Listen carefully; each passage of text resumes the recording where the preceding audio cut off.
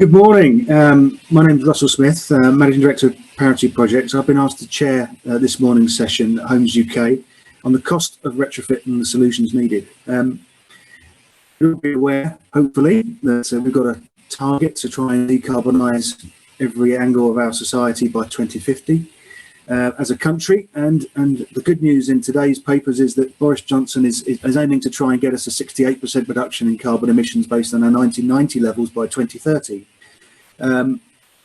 Clearly, housing stock, and for those of you who've worked in it for a long time, know that this is a tough nut to crack. The good news is that people are really starting to have a go at this, and some recent work by Inside Housing has started to look at really where people's heads are at, what their thinking is around this. And we're going to hear very shortly from Lucy Heath, who's put this report together, and then following on Alan Wilson from Net Zero Collective and Karen Dodds from who's head of Crawley Homes, who are going to give us their thoughts in and around this space as well. We look forward to quite a few decent questions coming in from people that have tuned in today. I've got a few of my own if you're going to keep quiet, so don't do that. We're looking forward to hearing from everybody, but we are going to make sure that we've got a good a period of time at the end for discussion. So without further ado, I'm going to invite Lucy to crack into her presentation so that we can understand a bit more about where the report came from. Thanks, Russell, and hi everyone. Yeah, I'm Lucy Heath. I'm a reporter at Inside Housing, where I cover sustainability amongst some other things. And I'm just going to really quickly run you through this piece of research that I carried out that was published last month and looks into the decarbonisation plans of social landlords, including estimates of kind of how much they expect these plans to cost. For this research, I sent freedom of information requests to all stock holding councils in the UK. I also sent a survey to around 100 of the largest housing associations. And in the end, I received responses from 207 social landlords, including 152 councils, 54 housing associations, and the Northern Ireland Housing Executive. Some were able to tell me quite a lot about their decarbonisation plans. Some were able to tell me pretty much nothing about their decarbonisation plans. But I think we ended up getting a lot of really useful information in the end. So the first thing that I asked social landlords to tell me was the average SAP rating of their housing stock. 81% of landlords were able to provide me with a figure for this, and the average SAP rating across all of these landlords was 70.1, which is within the EPCC range. And as you can see from the graph on this slide, the majority of social landlords kind of fell within that EPCC range. To put this into a bit of perspective, the most recent English housing survey found that the average SAP rating for all housing stock in England was 63. So perhaps unsurprisingly, this shows us that the social housing sector is in a much better position than the private sector at the moment when it comes to decarbonisation. Okay, so the next thing I asked social landlords to tell me was what targets they currently set for either carbon reduction or net zero within their organisation. And for this question, we've got some really varied results. Before I dive into those, I think it's probably worth quickly reminding you of the targets that have been set by the various governments in the UK. So obviously the UK government has its overall 2050 net zero target. And in terms of housing, they also have the target that all social homes should be a minimum of EPCC by 2030. The Scottish Government has an overall net zero target of 2045. For social housing, they also have the target that landlords must maximise the numbers of homes with an EPC band B by 2032. The Welsh Government hasn't quite finalised its target for social housing, but it's quite widely expected that they're going to set a target of EPC A by 2030, which is quite an ambitious target. And then I don't believe the Northern Ireland Executive has set any targets that differ from the UK governments at this stage. So of the landlords who responded to my survey, 20% had set targets to achieve net zero at an earlier date than that currently targeted by their national government. And this was mostly councils and included 31 councils who are aiming to achieve net zero by 2030. For some of these for these councils, this target applied to their entire local authority area being net zero by 2030. And for some, the target was for the council as an organisation, but this included their housing stock.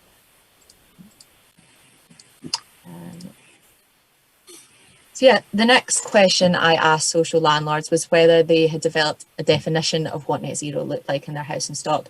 And this one I thought generated some really interesting answers.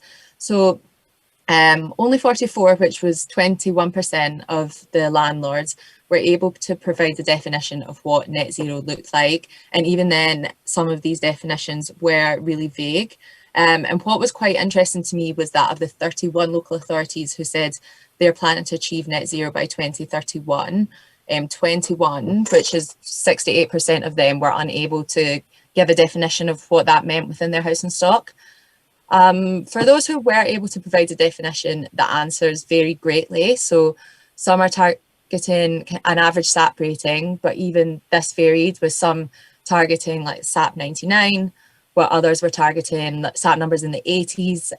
Others were looking to define it as like a certain percent reduction in carbon compared to some kind of baseline.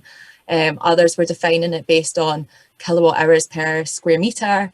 And so I think what this revealed to me is that there really is a need out there in the housing sector, especially in England, to develop a kind of greater understanding of what net zero actually means for them in practice. Yeah, and then so finally, the last question I asked social landlords as part of my research is how much they expect their decarbonisation plans to cost. 46 landlords, which was 22%, were able to provide some kind of cost estimate, but again, these varied greatly in detail, with some kind of providing generic cost estimates like based on sector-wide studies, while some were able to provide quite detailed cost analysis that had been carried out against their own stock. Overall, the average cost per unit came out at £20,742. There are roughly 5 million homes in the social housing sector in the UK, so that gives a total decarbonisation cost of 104 billion for the social housing sector. Of course, there are a huge number of caveats that come with this kind of cost analysis, and there are a massive amount of factors that will impact what the final cost will end up being for each landlord. I mean, some of these factors include obviously the age, the condition of stock, the type of stock, the change in prices of technology, etc., etc. I think it's also worth noting that some organisations measure this cost a bit differently.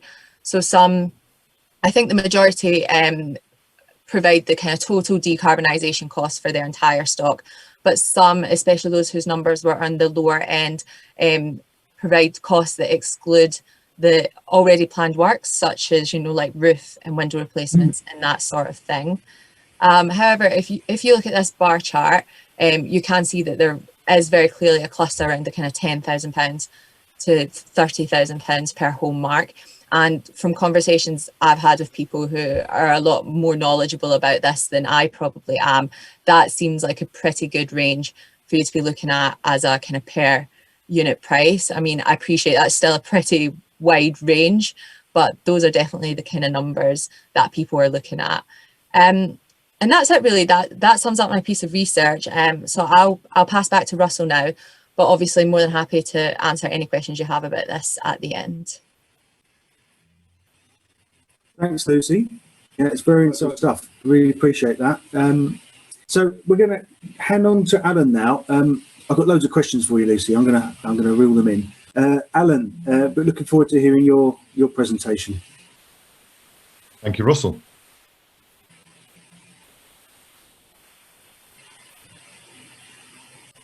So good morning, everybody, and thank you for that insight, Lucy, into the overview of the potential cost for social housing. Net Zero Collective is a bit ahead of ourselves. Net Zero Collective is an organisation that's made up of a number. About this, the slides appear to have a life of their own. Russell, could we just take the slides down, please? Yeah, I'm sure somebody can. Ah, lovely. Yeah. I'd That's offer that. better. Apologies, people. You're just going to have to see me and listen for the next few minutes. I will try and paint a few pictures. So Net Zero Collective is an organisation that's made up of social landlords, local authorities, suppliers of new and exciting technology, contractors, and researchers, most notably the experts at Southampton University, who provide guidance on climate change, buildings and energy. Net Zero Collective has come together to answer two questions. And Lucy is nicely teed up certainly one of those questions, but probably both. The first is, if you're a social landlord, indeed a landlord, or indeed a homeowner, how do you actually decarbonise a property? What's the most effective and efficient way to do it? 27,000 dwellings within the UK, and at a cost, let's say it's somewhere between 15 and 20,000 pounds, is an awful lot of money. So what we've set out to do with a number of social landlords, including Crawley Homes, Karen's going to be talking after myself, number of social landlords providing properties to undertake research that in reality will go on for a number of years, but it will look at what is the most effective way to decarbonise a property. One of the things that Lucy has highlighted is the fact that a number of organisations are unsure of what that destination is. What does net zero mean in terms of a property? What does it mean in terms of your property portfolio? So one of the things that we will be answering is, how do you go about doing it? And what's the most effective way to do it? £20,000, £15,000 per property is a huge amount of money not to do it correctly. And I've spoken to a number of people this week who have perhaps been early adopters of technology, such as air source heat pumps maybe, and they've discovered that they've had rather a lot of complaints from residents because they now have seemingly less warm homes and higher electricity bills. And one of the reasons for this is that low energy sources of heat and hot water rely on having a very efficient property from a building fabric perspective.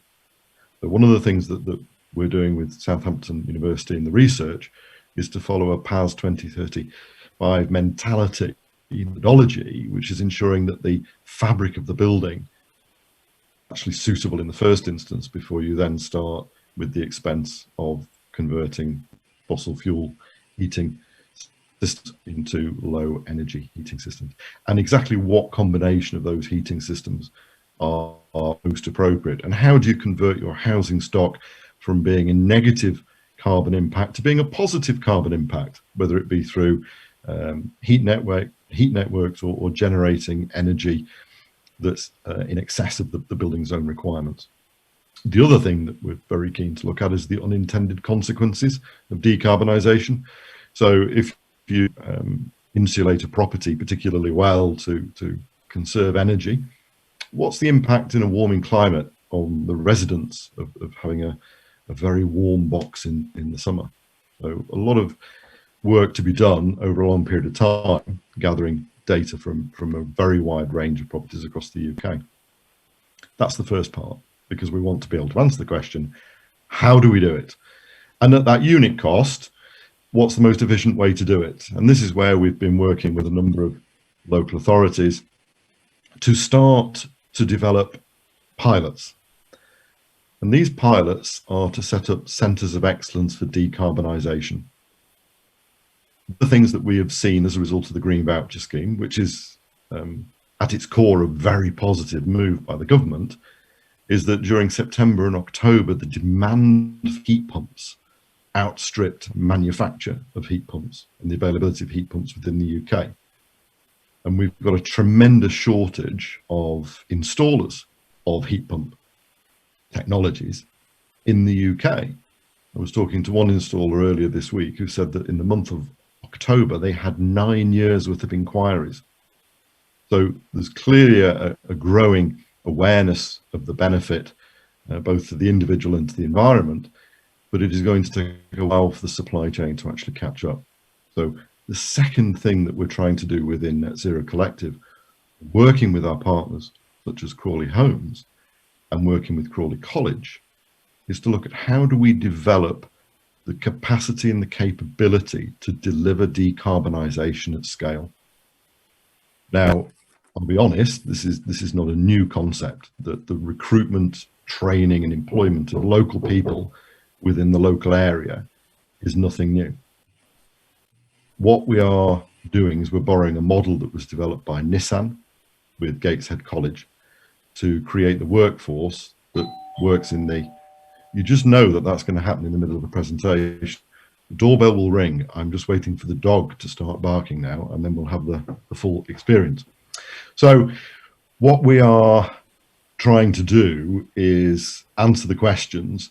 How can we create a workforce from people in the local environment, particularly in a, I'm going to say post-COVID, I know we're not quite there yet, but a post-COVID environment. How can we use this tremendous investment we're going to have to make in our stock? How can we use that to generate employment and economic regeneration in a local area? Now, whether those individuals are employed by contractors or whether new socially owned entities are created, maybe under a bit of a John Lewis model, one thing is for sure, the social housing sector has got, I'll say, a real responsibility in terms of leading this for the housing sector as a whole. We've got the opportunity to lead on this issue, to set the wheels in motion, to create the way of doing it. That's a tremendous opportunity for us. The critical thing, and there are two critical things with this. One, we get it right. What we can't afford to do is we have not got the time nor the financial resources to decarbonise in a way that fails to deliver the results, either in terms of carbon emissions or in terms of experience for the resident. That's absolutely critical. And that's going to require planning and working collectively, because we don't have all the answers. Lucy's report highlighted that fact. If you're starting out on a project, you need to know the problem that you're trying to solve. You need to know the destination. And if we're unable to actually articulate what net zero looks like, then that's a real issue for us. So there are things that we need to be able to do in the next 12 to 18 months, which helps us actually define endpoint for this particular project that we're looking at. So I think at that point, I'd like to hand back to Russell. Thanks, Alan. Interesting stuff, actually. I think you probably spend many hours with a pint talking about this stuff. Got lots of notes to swap with you. Karen, looking forward to hearing from you about how you've formed part of this particular project and your take on it. Over to you, please.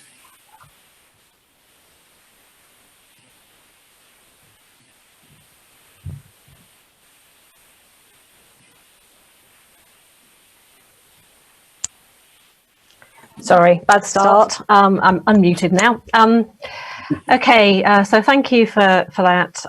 I think I'm here to actually give you the view of, from Russell's point, of where our heads are at as social housing providers.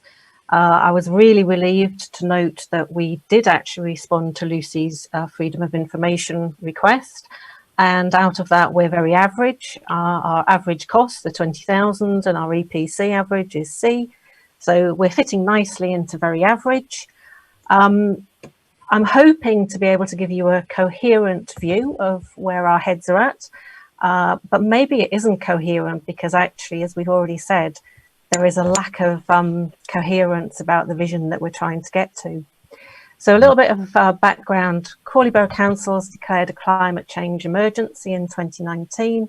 So we're trying to create some sort of haste and urgency about what we're trying to do.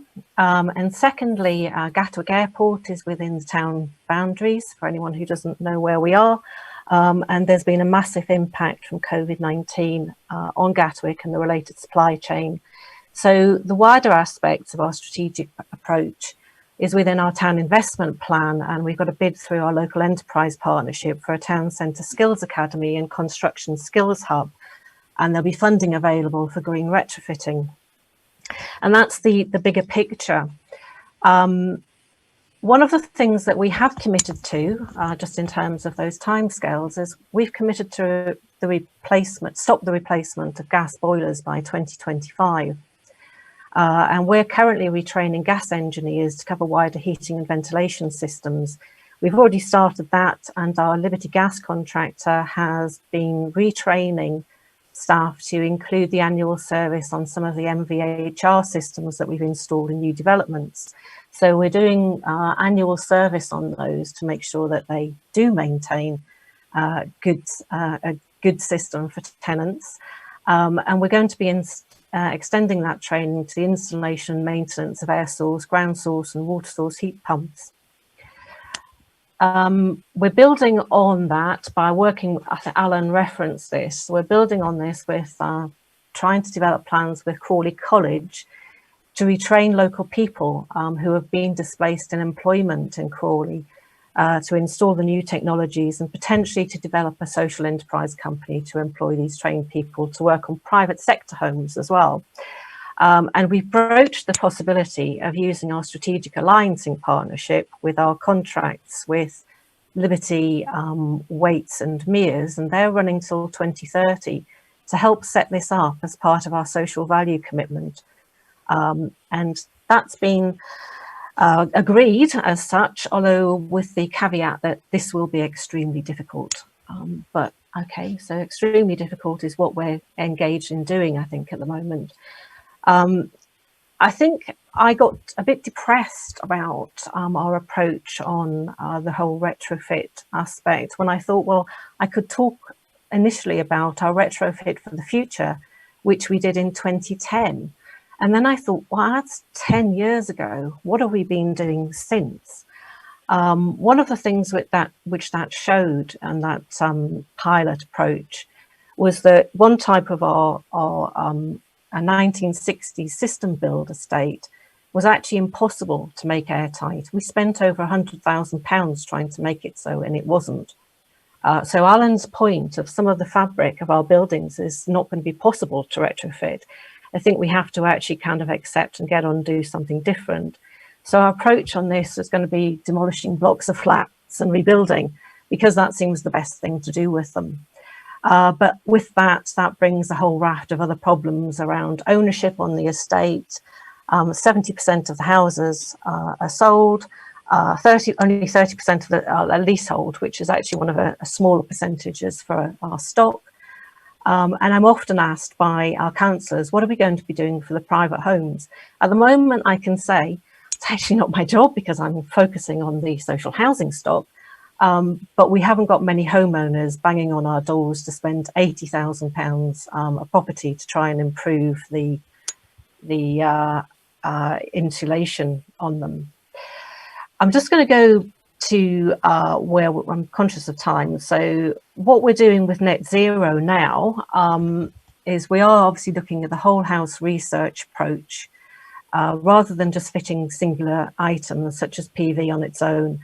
And we've chosen this because we want to do something which is right for each individual property. And we've put in 10 properties at the moment, a mixed variety of our housing types, known to have either lower energy performance certificate or they're one of our high stock build types. And it's really key to get that correct solution for those properties. We want tenants to benefit from lower energy bills to help prevent fuel poverty and higher warm properties. Those properties have now completed the initial surveys and we're waiting for the information to come back from Southampton University. And that in the meantime, what we've been doing in terms of the development programme that we have, we've included passive house developments in this, and that's been where we now want to pitch ourselves, because we don't want to be coming back and having to retrofit our new developments. So that's the standard that we're really looking at. And I think one of the questions which Lucy has also posed is, what do we actually need to do? If we're doing that, what about the private sector and the developers there? because this isn't just a social housing question. We've really struggled, and to go back to the net zero bit, we've really struggled with understanding some of the data that we've had. We've fitted energy monitoring devices in our newer homes. We've been measuring temperature and humidity and electrical energy uses, but it's really difficult when we're all doing day jobs to actually sit down and analyse this. So actually working with net zero is giving us a really sort of positive way forward and helping us with that vision. I'll leave it there. Thanks, Karen. Excellent. So if I might summarise where we're at, this report's given us an idea of some ambition in the sector, but not necessarily anything that's particularly coordinated. I don't necessarily, as somebody who's been doing this stuff for 15 years or so, have a problem with that. If people have got their own particular types of housing stock, they need to understand what they need to do at their cost, at the budget, with their particular supply chain. So not necessarily a problem. It's a problem if there isn't a top-down regulator that's doing their job, potentially. So that's one of the questions I'm going to have for everybody a bit later on. Should the regulator have more of a role in making sure people have no choice but to do this, given the stark reality of a climate emergency? We heard from Alan, sensible stuff, working with a standard that's taken a long time for industry to agree on, the PAS 2035 standard, using that approach to be able to understand the risks within retrofit, working with those risks, and taking a fabric first approach towards getting this thing done. In my view, that's also de-risking this argument that we're having about how to heat houses. If you get rid of the need for heat in the first place, that argument does wither a little. And Karen's really great perspective on how things are shaping up in Crawley. A multitude of different things you've got to try and tackle there, not least local employment challenges alongside the housing stock. But you could argue it's an amazing opportunity as well. You've got people looking for work, you've got housing stock that needs decarbonising, and you've got a Prime Minister that's waving the flag for decarbonisation. Now's the time to grab him by the short and curlies and get some money out of him, Karen, I think. So really, I think it's now a case of just opening up for questions. I've got a few here. One thing I would say is, just from my perspective in the industry, where I've been running parity projects for 15 years now, and we've got 50 landlords using our online tool. So we've got individual houses all modelled already. It's around about 25% of the social housing stock in our database. So the angle we would take with the way Lucy's done her analysis is bottom up rather than top down. And I think the figures are wide and varied. I can support where you come from, Lucy. It's difficult to put an average figure on things, but what you've done marvellously is show how big the problem is. You can't get away from the enormity of this. I was on the Environmental Audit Committee's session 2 weeks ago in the House of Commons, well, from this room. And some of these numbers were, the politicians were unaware of them, just how big this really is. I'm also leading the writing of what's been coined a national retrofit strategy on behalf of the Construction Leadership Council at the moment. The figure we have for decarbonising every house in the UK is around about 522 billion. So, the order of magnitude is about right with the figure you've got, Lucy. If you look at it in terms of enormous numbers, your enormous number is the right sort of proportion of my enormous number. But at least people know that it's enormous and you can't get away from it. It's not going to go away. We need to invest. And chiming with Alan's particular perspective on employment, it is the critical path on this.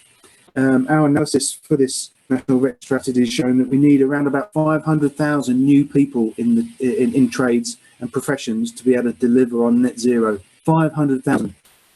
Every single person that is vaguely interested in being a builder, electrician, carpenter, insulation installer, we need them, and we need them fast.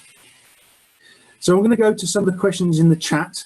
There's quite a few. So the first one's for Lucy. As the Inside Housing Survey was self-selecting, can we assume those who did not respond are those that are less engaged and potentially their performances are worse? And second question, do we know what percentage of the total they represent? Yeah, that's a really fair question. I don't have off the top of my head what percentage of the total number of landlords they represent.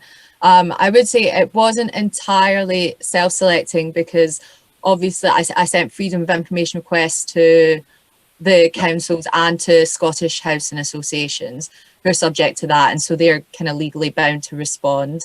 And with the English and Welsh housing associations, I did try my best to kind of make it clear to them that this is about getting a sector-wide look and isn't about trying to create some kind of decarbonisation league table. And so I think from looking through the responses I received, I don't think it was just the kind of top performers who responded, because I mean, obviously from the councils, I got responses from plenty that just said to every single question, we don't have an answer to that. But also I did receive responses from housing associations. I basically told them to put in, if you don't know the answer to this, just say, we don't know the answer to this yet.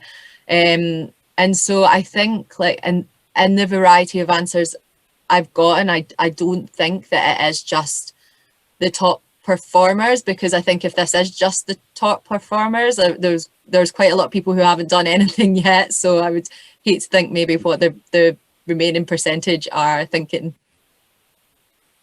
Yeah. Okay. Well, it's a step in the right direction. You know, you've got to have the knowledge to be able to know what to do next. I wonder, what have you got any thoughts, Lucy, on what you might want to do as a next stage in this particular investigation? So looking at the questions, there is a really good question here. Did Inside Housing obtain the construction type across the returns? And yeah, to answer that, no, I didn't. It just wasn't kind of within this scope of research, but that would be a great thing to try and look into a bit.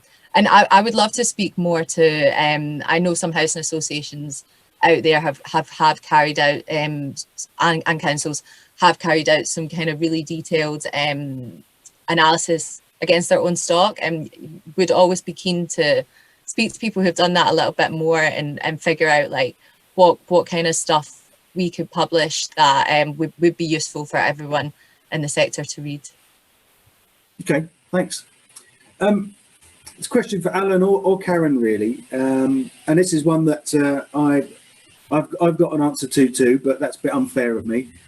What can be done to avoid the situation where heat pumps are delivered to homes with inadequate fabric? I think we all know that heat pumps could heat a tent if we wanted them to, but it wouldn't be a very good use of the technology. So I wonder if you've got any ideas around that. I've certainly got a good idea, and that is we need to do better thinking and better planning. So before you engage with the prospects of installing a heat pump, go through the methodology that PAS 2035 takes you through. So understand the fabric, understand that you need not necessarily an airtight property. That's extremely difficult to achieve, and some people would perhaps be uncomfortable with that. But we do need it to be well insulated. We do need to understand how the resident engage as well with the property. This is also another challenge for us. Gas and other fossil forms of heating are excellent at heating inefficient buildings. You get lots of it very quickly. We pay a carbon price for it. Low energy heating, such as heat pumps, requires the building to retain the heat, and that means modification. That's what cost circa £15,000 to £20,000 is not exclusively for the installation of new bits of kit. It's actually for some of the other issues. And one of the things that came across in Lucy's report was you've got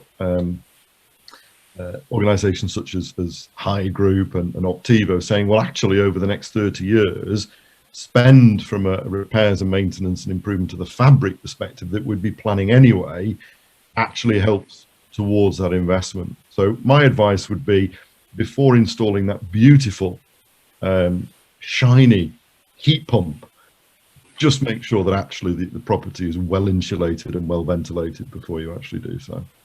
Great. Otherwise the resident will end up paying rather a lot of money.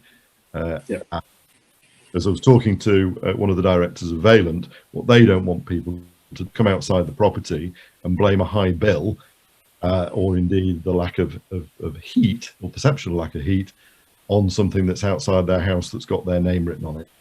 Yeah. So we think Thanks, before. Alan. But if I could just ask Karen to add to that then, a little nuance on that. How do we create the infrastructure? And I'm not talking about kit necessarily, that the process is the enabling tools that make sure that we have that knowledge for each individual building before we install the technology such as heat pumps. Well, I think Alan's right, is that it does need to be part of the plan and the approach on individual property types and how we actually take those forward. And we did actually do, again, it's a little bit of time ago, but we took a 1900s home when it was void, and we did all of the insulation before putting in a central heating system powered by an air source heat pump. And there's and the problem about that is it had quite small rooms anyway, and because we were doing an internal work to do the insulation, it made them even smaller. But it's worked successfully, and people are happy there, we think, because actually we don't go back and keep checking. And that's also part of the problem, is that it's kind of keeping track of what do people actually think about this and what could be improved to help us inform future plans. And there's a question there about EPCs. We did all of that work on this particular property, and it didn't actually change the EPC in the old way of measuring it. It just stayed where it was. But we spent about £50,000. Cool. Russell, It did have new kitchen and everything, so there were some other costs there, which I think is Lucy's point around how much you spend and where it gets accounted for. Oh yeah, absolutely. But you know, if you can plan these things around the other things, let's call them normal renovation stuff. You can plan them in, then your costs will come down, won't they? Yeah. Marginal cost of the energy efficiency stuff. Alan, was there something you wanted to add? Yeah, I just wanted to say that a little bit of reference here to the EPC. We've, as part of the methodology with Southampton, developed a tool for modelling of properties that relies on a survey that takes around about an hour and a half on a typical dwelling, as well as installing monitoring equipment, which Karen has referenced. I'm not going to say how long it takes to have an EPC done on a property, but it's certainly not an hour and a half.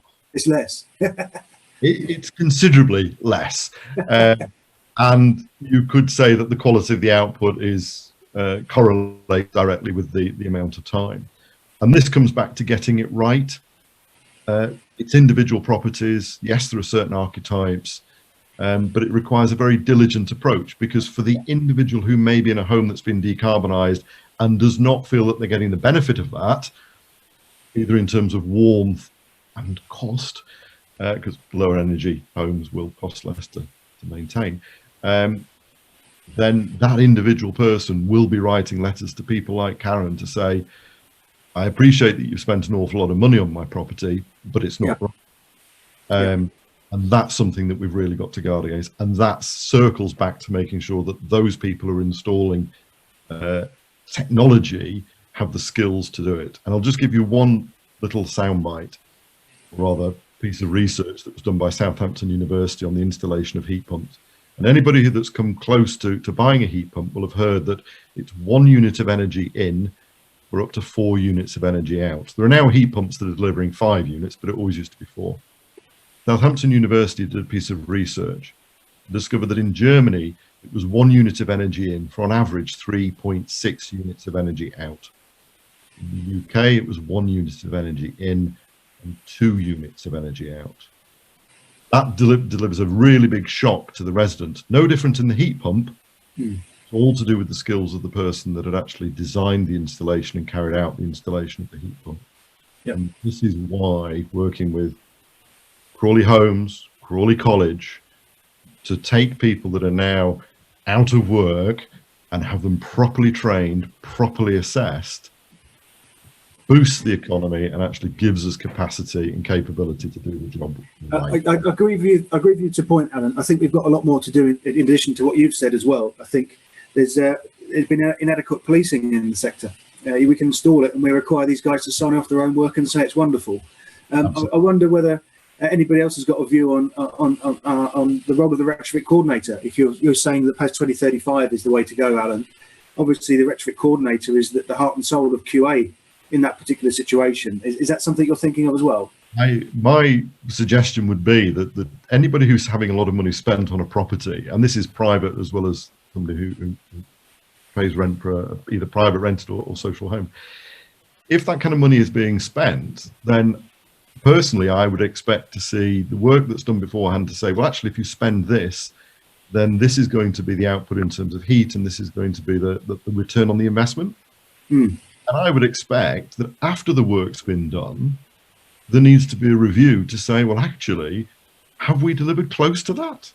Have we got 5%, 10%? And there should be, as we have said, we're doing a research project here, that if we fail to deliver what has been modelled, then from a contractor's perspective, works will be done to make sure that that is actually delivered. It only seems fair and right that that's what's done for the residents and for the owner of the property. So I'm absolutely with you, Russell, that there needs to be some mechanism in place, and perhaps it's the person who's doing the procurement to actually make sure that those measures are in place, because it's not just a question of ticking the boxes. It's saying, has the outcome been delivered?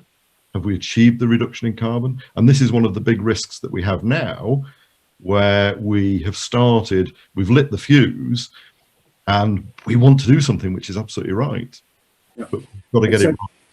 If it's all right, Alan, I just wanted to perhaps bring in another subject, really, in terms of standards. I mean, Lucy, I wonder if you had any thoughts on the role of the regulator in this space, and how people should be coerced, forced, targeted into trying to move this forward, and potentially fast tracking the decent home standard. There's a review of how that ought to be re-implemented, rethought through, because obviously that gets you to a point where there's rethinking of all housing stock from a decency perspective.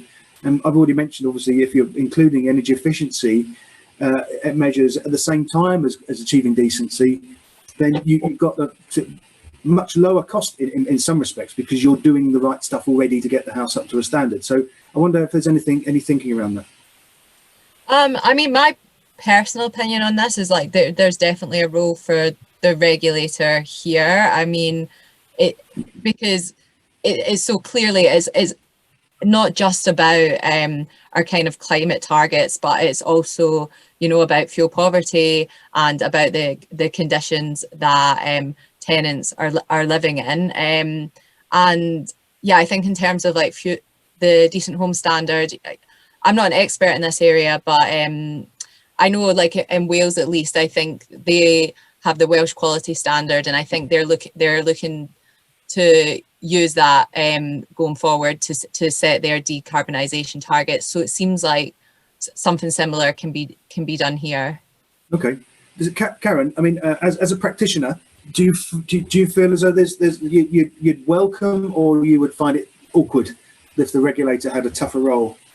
I think there's definitely a role for much tougher regulation around some of this.